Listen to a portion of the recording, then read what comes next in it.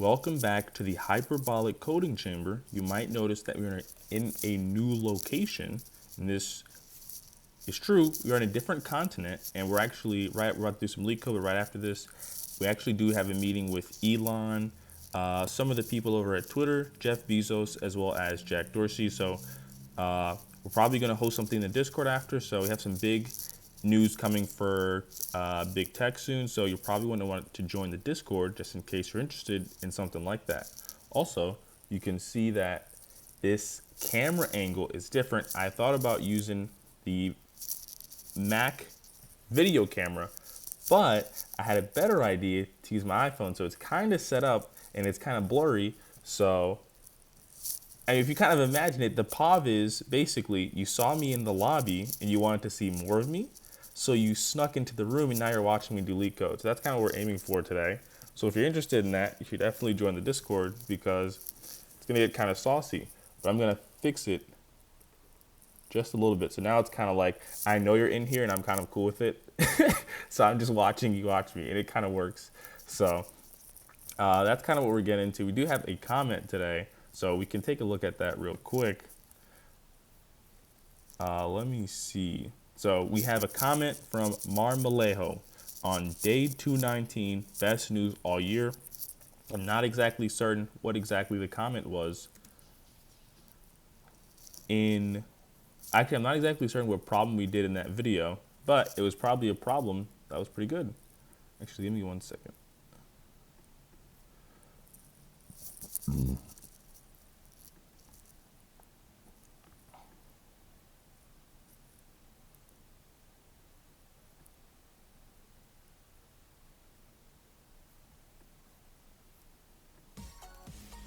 Okay, I think it's working now. Yeah, so we have a comment from Paco Marmalejo. 1796 could be done in one pass using a min heap, linear time, and constant memory. I don't remember what 1796 is. Second largest digit in a string. Oh, that actually is true. That actually is true. In a way, we're just sorting it. You know, it's funny, I thought about using a heap in this problem, but because the letters threw me off, so I didn't. But I was like, wait, you could do the heapify operation works in linear time. So we could have just done that. But I guess you wouldn't even need. I was thinking of something like heap sort, but it's all kind of tied together. I think you're 100% right though. We could have just loaded it all into a heap and then popped it twice, and then we would have gotten. Let me see. Linear time is you are traversing the string once. Despite using a heap, heap operations are constant as size is 2, log 2. Size is 2. Linear traversing the string once. By using a heap, you are constant as size is 2. How is the size 2? Return top of heap if size is equal to 2. Oh, he's saying with a min heap. Did he say that? Yeah, with a min heap, right? The top of the heap would give you, right? I see what you're saying. Oh, it's just like top K numbers. Use a min heap, and the number that is at the top of the min heap is the last number you can pop. So that's actually really clever. Fire comment from a fire human. Thank you, brother. Feels strong. So that's kind of where we're at. That being said, there's not a lot today. So I think the next few days, so the next week, the next few days basically, we're just going to be in a lot of meetings with Elon and the boys and the rest of. Actually, we might just host the meetings in the VC. So if you're interested, you should definitely join the Discord. And yeah, I think we're also going to be doing slightly shorter sessions. So usually we do an hour, but it's just not going to work with the. It's just not going to work. So that's what we're going to do. I've also been doing a lot of animating recently, so maybe we'll post some of those as well. But who knows? That being the case, we should probably jump straight into the LeetCode. Also, we might have to throw out the old camera that we're using back home because the quality on this one, just to be frank, is supremely better. So Maybe we might be able to do something about that. I think we're also gonna have some Apple execs in the meeting, so shouldn't be too big of an issue. That being the case, we had a problem that we were getting dunked on by yesterday, so we're gonna try and finish the remainder of that solution for that problem, and then we'll just see how far 30 minutes gets us. So that's kind of where we're at, and I think we're just gonna jump into it. Also, this video is gonna be called, yesterday's video is called No Days Off 2, which is a sequel to the original No Days Off, where I was somewhere else as well. This is gonna be No Days Off 2. Yesterday's video was No Days Off 2 origin story. This is gonna be No Days Off 2 Far From Home. And then we're just gonna keep going with that. So today's video is gonna be called No Days Off 2 Far From Home. And I think that's where we're at. So let me make sure the timer's working. So the problem that we worked on was X of a kind in a deck of cards, which is true. We solved this problem, but it really was kind of like brute force basically. We had to figure out how to partition the groups based on the occurrences so that all the groups would have at least size X, and X has to be greater than 1. That being the case, we take the largest occurrence, start at 2, ignoring 1, right? Because every number can be divided by 1. Except for 0, which is not part of the range. Oh no, 0 is part of the range of numbers. But I'm thinking, oh right, it's the occurrence of how many zeros there will be. Since you have to have at least 2 to make a group, we don't actually have to worry about the number 0 itself. So then we take the largest number of occurrences and we literally just iterate from 2 onto the end of them. And if we ever find that we can safely modulus the occurrences by the number, by let's just say an arbitrary group size, and get 0 groups remaining for all possible groups, right? This is the if ct equals map.size, then somehow we know that we're good, because the map size would represent how many different numbers we have, and ct plus equal 1 signals that we have a valid grouping of numbers for an item. So maybe that makes sense.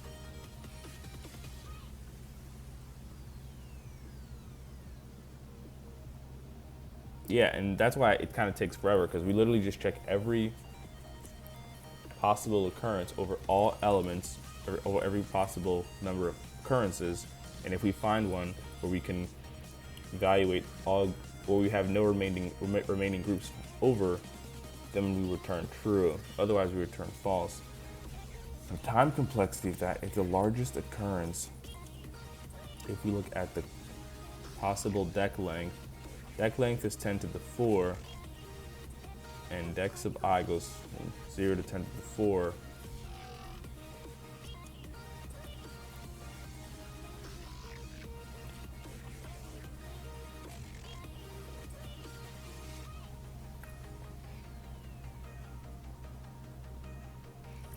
I feel like there's a simple case we could check for that would simplify this, but first we need to calculate what this is. Largest oct, presumably this could go up to 10 to the 4. And then for each oct of map, this could also go to 10 to the 4. So this probably looks like it's n squared time.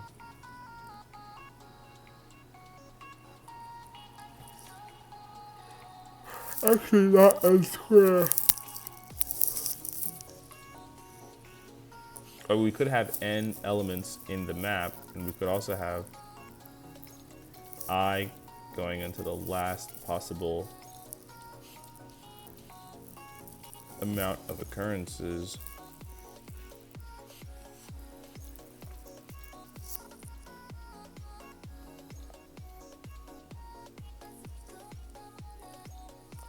So I kind of want to say it could be n squared. I feel like there's definitely a simpler solution here, but let's see what the solutions card has to say. This has it has 3.0 stars. So intuition, brute force, that's what we're doing. We can try every possible X. Since we divide the check of n cards into, say, k piles, X. Since we divide the deck of n cards into, say, k piles of X cards each. Since we divide the deck of n cards into, say, k piles of X cards each, we must have n mod X equal 0.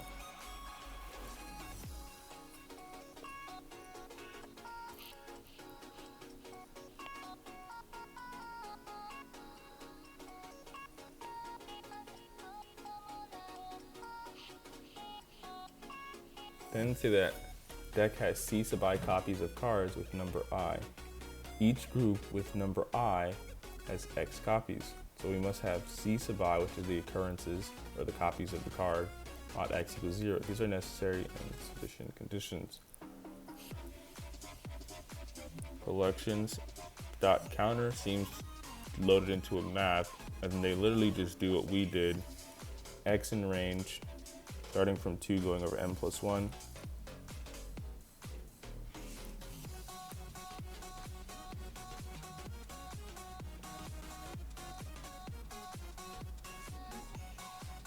Actually, never mind. Wait. Oh, no, wait. Yeah, all does run in linear time, I think.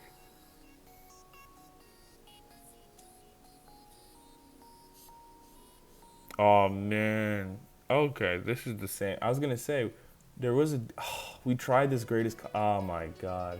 We had the intuition for greatest common divisor, but we went with lowest common divisor.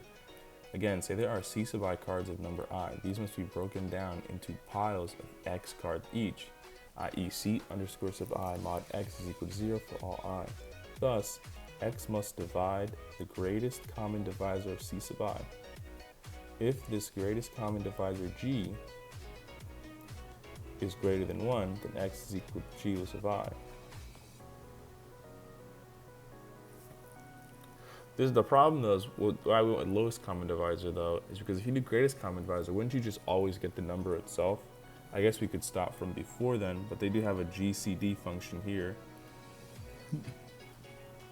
Reduce GCD vals. What does the reduce function do?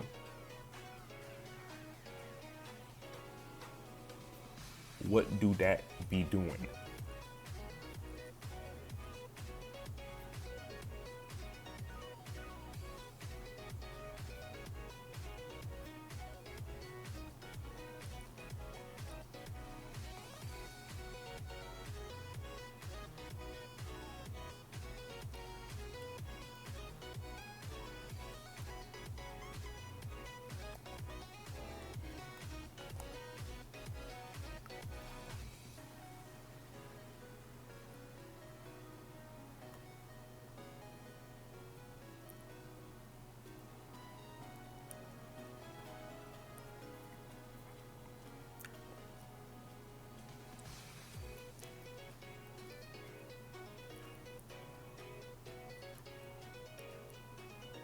Oh my God, this block right here is literally what we is almost exactly what we had, but it do be like that sometimes.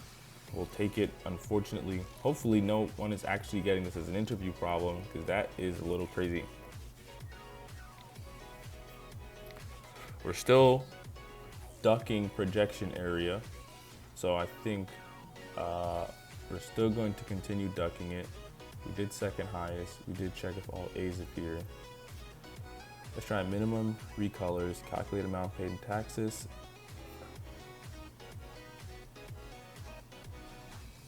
Lemonade change, and merge two binary trees. So we have minimum recolors to get k consecutive black blocks. You are given a zero index string, blocks. Zero index string, the blocks of length n, where blocks of I is either white or black, representing the color of the ith block. The characters W and B denote the colors white and black respectively. You're also given an integer k, which is a desired number of consecutive black blocks. In one operation, you can recolor a white block such that it becomes a black block. Return the minimum number of operations needed such that there is at least one occurrence of k consecutive black blocks. If you imagine an arbitrary string of W's and B's, and we want, for example, to know the minimum number of operations such that there is at least one occurrence of k consecutive black dots. I guess one thing to note is to know if we even need to do any work.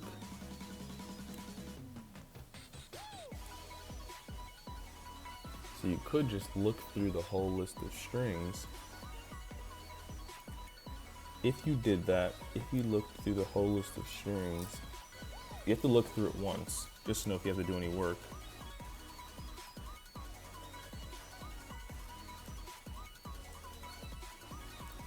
I guess, yeah, we could look through it once while at the same time taking note of all the blocks of run of a certain amount.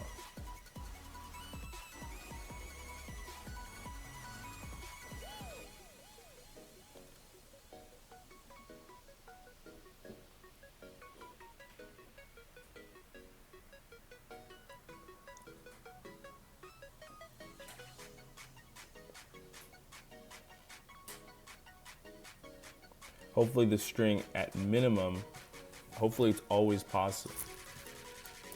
Is it always possible to recolor such that we get k black blocks? Hopefully it's always possible. So we have 1 is less than or equal to k, which is less than or equal to n. So it's always possible. It seems like we should have something at max. At max, it can't take more than k operations. We set ops equal to 0. At max, it can't take more than k operations. At max, it can't take more than k operations. At max, it can't take more than...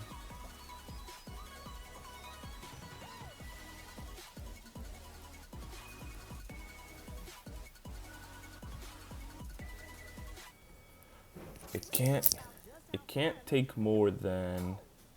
EVs can travel over 500 miles on a fully charged battery. That's a lot of range. Electric vehicles are worth watching, and there's an EV that's right for just about every lifestyle. Head to scene on EV.com to learn more.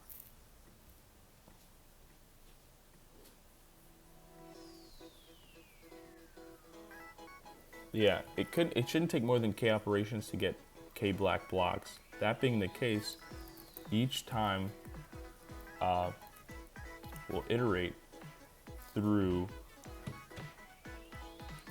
if each time we iterate through the string, right?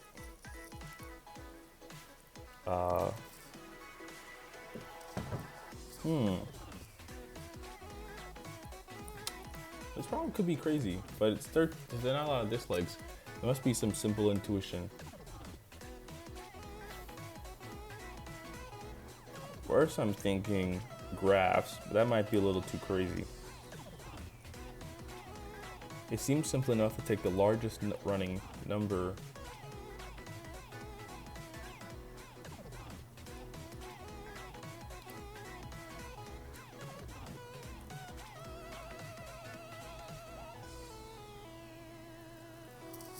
Actually, surely couldn't we iterate over it once and simply find the largest?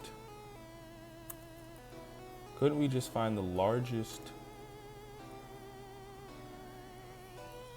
Couldn't we just find the largest range of k? Couldn't we just find the largest range of k elements? Largest range of k, or largest range of size k .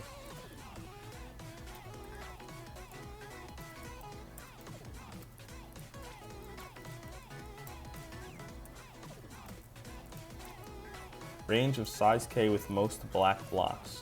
Can we just do that? And once we find that range, you could just subtract the number of blocks in that range by the remaining number of blocks required to be black, right? If we had, so this would be 1, 2, 3, 4, 5, 6, 7, 8, 9, 10. There's 10 elements here. If you had a comma between each, right? The range with the most black blocks is 1, 2, 3, 4, 5, 6, 7. It could be this one or that one. So if we chose this range, the number of operations, such that there's at least one occurrence of k consecutive black blocks, should just be changing the white characters to b, and we should get 3. If we check the example 1, we do get that.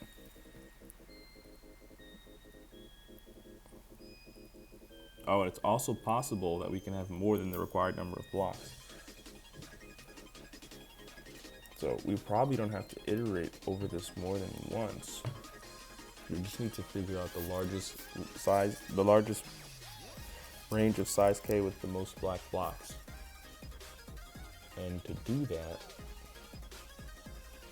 range of size k with most black blocks.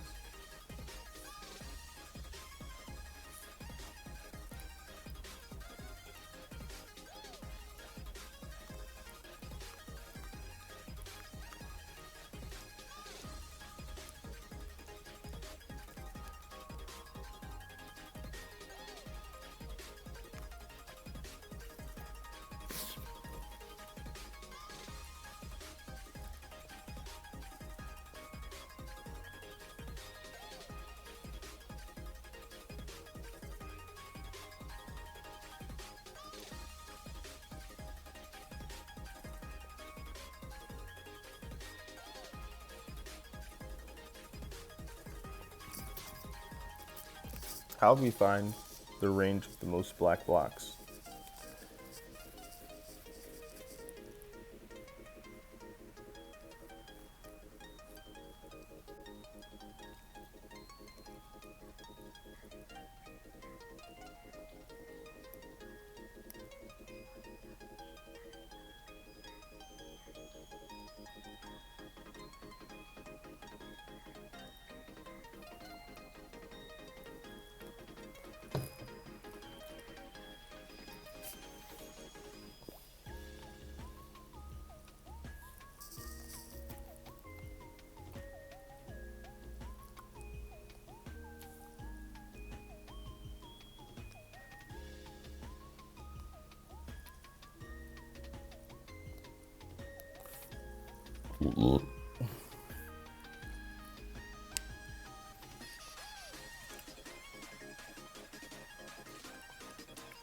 We do eyes less than blocks dot length.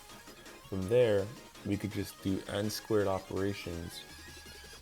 We'll consider each index as a starting range, then go to the end. Let's see the largest range of b black blocks that we can find.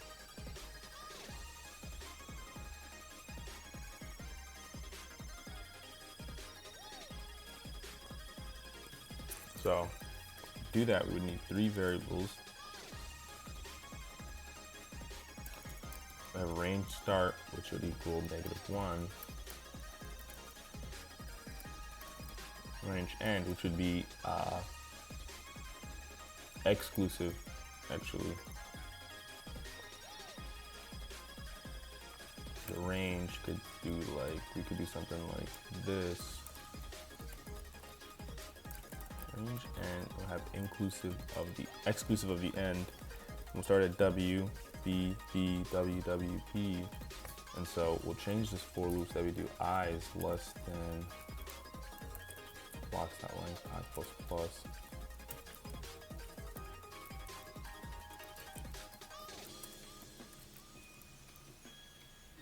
Right, and then we'll change this to be M. This is going to start at I plus 1. And actually, it can actually just start where I is now that I'm looking at it. M is less than blocks.length, M plus plus. We'll comment this out. And I think all we should have to say, right, is also have max blocks, which will set to negative. Hey YouTube music listeners, with an Omen Gaming PC, you can do it all. You can be the always streaming, content creating, quick thinking, endlessly dreaming version of you. Right. Powered by 12th Gen Intel Core And then i7 here we'll processor. have, Learn more. Visit omen.com/omen16.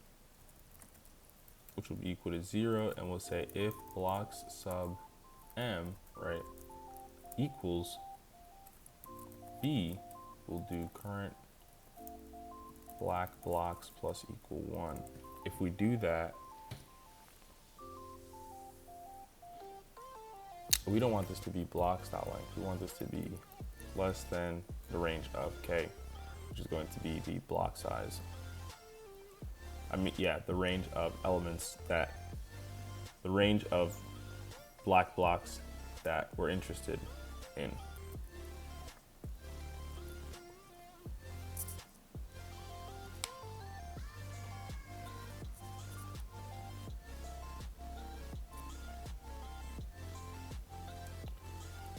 Now that I'm thinking, you can definitely do this in linear time. You could definitely do this in linear time with sliding window.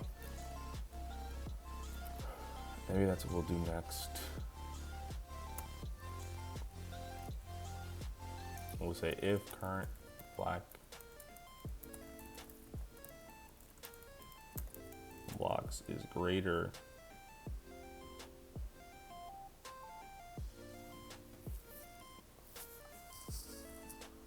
we don't even need to keep track of the start and end interval, now that I'm realizing it. Once we have this section, so we'll say max black blocks is equal to math.max of max black blocks and current black blocks.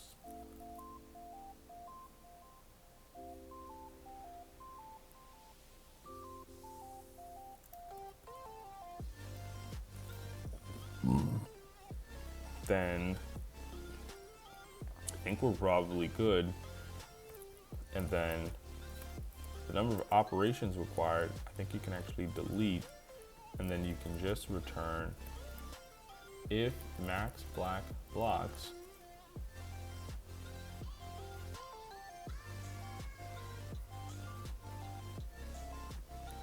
or there's also a case probably where there's no black blocks, so we need one more thing, right? If max black blocks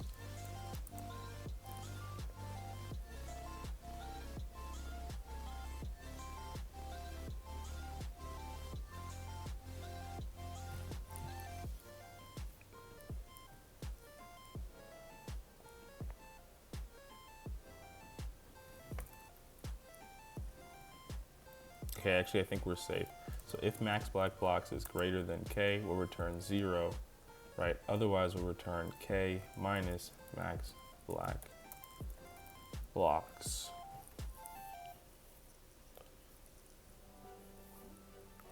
So we output 1 here.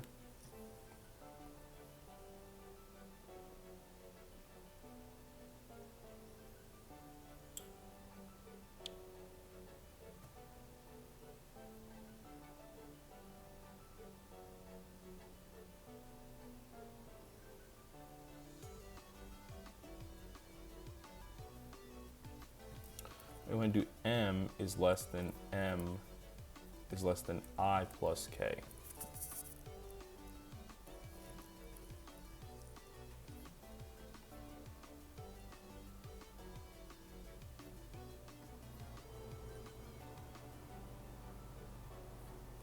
This works, but I think you could do this in linear time. So let's try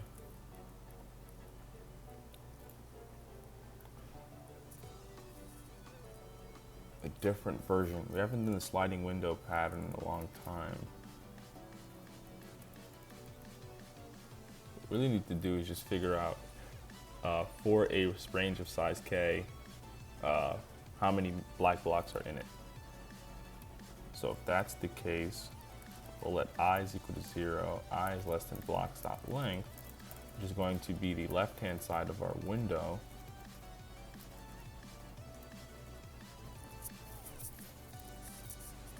And they're going to have current black block is equal to 0. And then we're going to have two cases, right, where if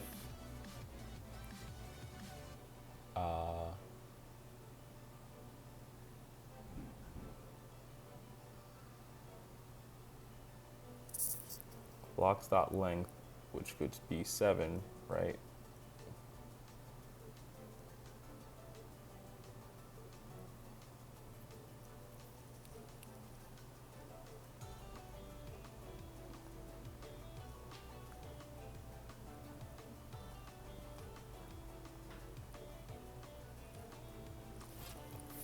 So we'll just say if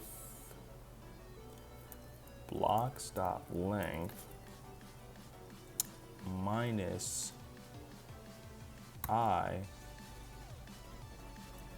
less than k, and what we're doing basically is still initializing our blocks basically. We're still initializing the window. So we'll say if blocks sub I equals B, we'll do current black blocks plus equal 1.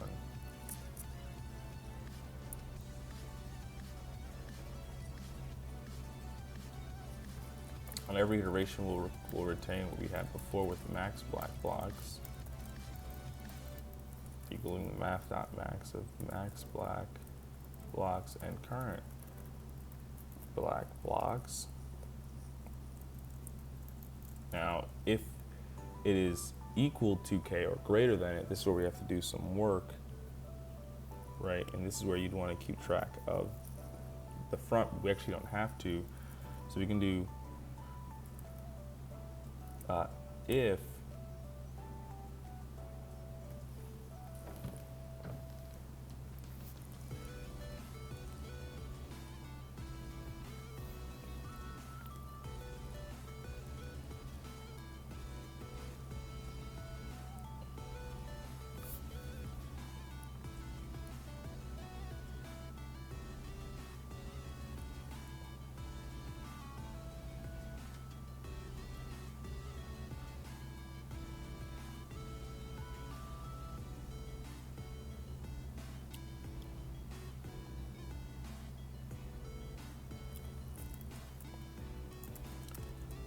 I'll actually let these happen at the same time.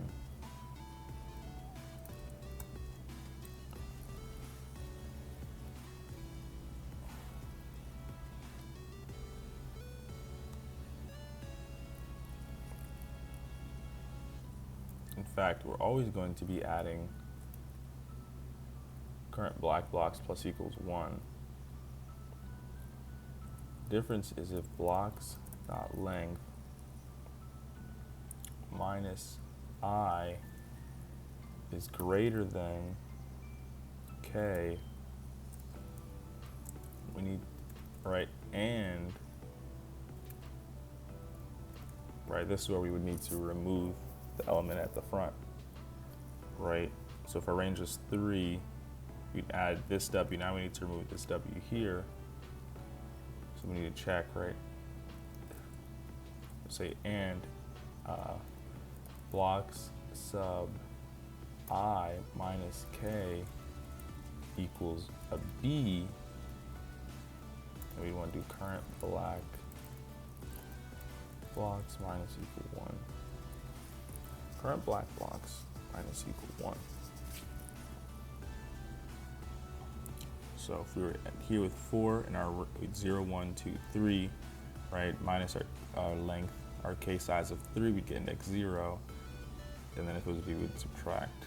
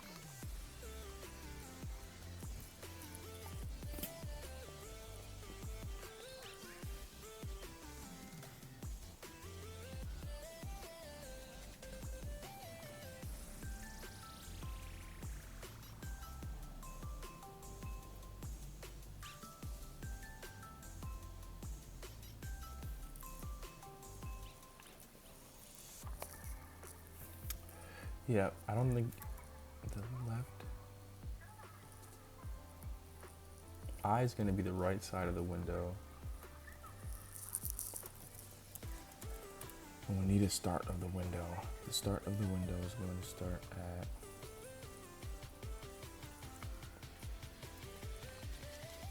X0.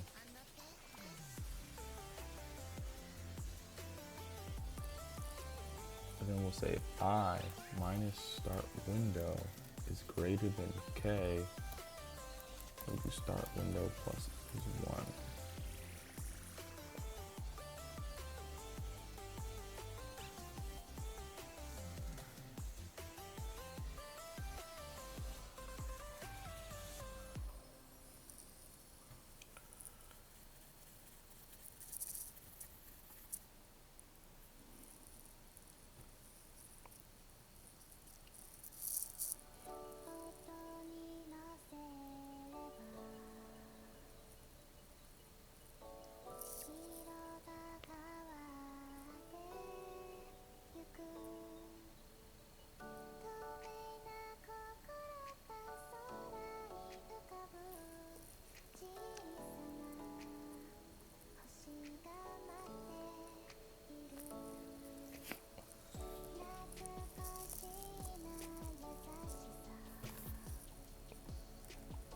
And I think we just need to separate these two.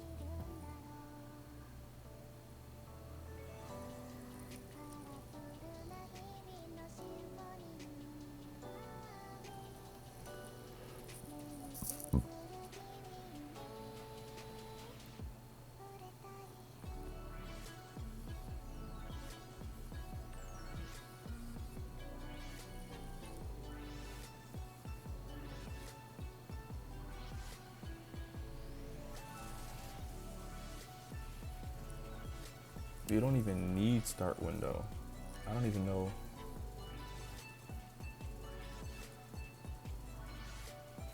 Okay, well, we will take it